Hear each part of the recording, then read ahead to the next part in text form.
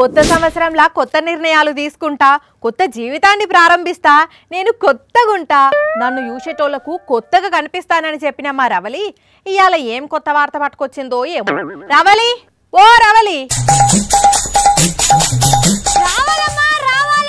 ఆలోచించిన ఆశాభంగం, తొందర తొందర రావాలి. తాజా తాజా కూరగాయలు, పచ్చిమిరపకాయలు, టమాటాలు, ఉల్లిపాయలు, ఆలుగడ్డ, దోసకాయ, సొరకాయ, మొక్కజొన్న పొట్ట, పచ్చిమిర్చి, క్యారెట్, బ్రోకలి కూడా ఉందమ్మా, బ్రోకలి కూడా ఉంది. తొందర రావాలమ్మా, రావాలి. ఓ రవలి, కొత్త ఏడాది కొత్త ముచ్చటని కూరగాయలు అమ్ముతున్నావా? ఉద్యోగం విడిచిపెట్టి ఏంది నీ ఆలోచన? ఓయ్, కూరగాయల వ్యాపారం అని చెప్పేసి కూరల కరివేపాకు తీసేసినట్టు తీసేయకు చెప్తున్నా. తీసేయకుంటేంది? ఉద్యోగం లేదనుకుంటే ఏమో అనుకుందుము, ఆల్రెడీ కొలువున్నాక ఇడిచిపెట్టి ఈ కూరగాయలు అమ్ముడేంది? అసలు ఈ కూరగాయలు అమ్మితే ఎంత ప్రాఫిట్ వస్తుందో నీకు తెలుసా? అయినా ఒక్క నిమిషం నువ్వు ఆగు, కస్టమర్ వస్తున్నాడు. అన్నారా అన్నారా, టమాటాలు తీసుకో. అన్ని ఎర్ర టమాటాలు ఉన్నాయి, తెల్ల టమాటాలు లేవాక? తెల్ల టమాటాలు లేవాక? తెల్ల టమాటాలు అంటే మొగం తెల్లగా చేసినవేందక్క?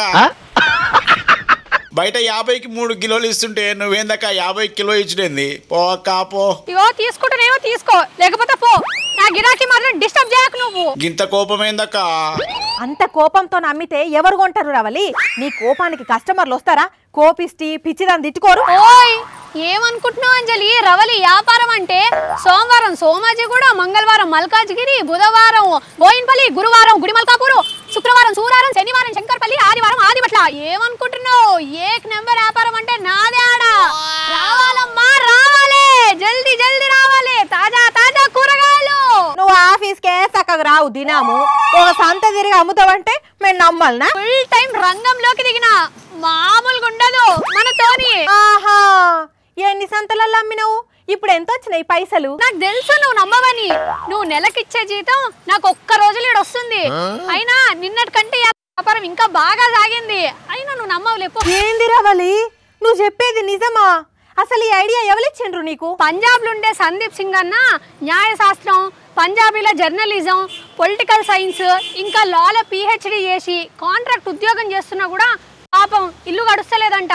అందుకే PhD సబ్జీ వాలా అని చెప్పి కూరగాయలు అమ్ముకుంటా దండిగా సంపాదించి మంచిగా ఆయన ప్రాబ్లమ్స్ అన్ని పోయి హాయిగా ప్రశాంతంగా ఉంటున్నాడంట. అందుకే ఆయనను చూసి నేను ఇన్స్పైర్ అయ్యి ఈ కూరగాయల వ్యాపారం స్టార్ట్ చేసిన. అంటే ఇక ఆఫీస్ కు రావా? ఒక్కసారి రాను అని చెప్తుంటే నీకు అర్థం కావట్లేదా? నన్ను డిస్టర్బ్ చేయకు, నా కూరగాయలు నమ్ముకుంటా. ఇక నేను ఆఫీస్ కి రాను. చూసినారులా మా రవలి కొత్త ఆలోచన. కానీ సందీప్ సింగ్ అన్న గ్రేట్ పోన్రి. అంత పెద్ద చదువులు చదివి కూడా కుటుంబ బాధ్యతను మోస్తూ ఎలాంటి నామూషి లేకుండా సొంత బిజినెస్ చేస్తున్నాడంటే మస్తు గ్రేట్.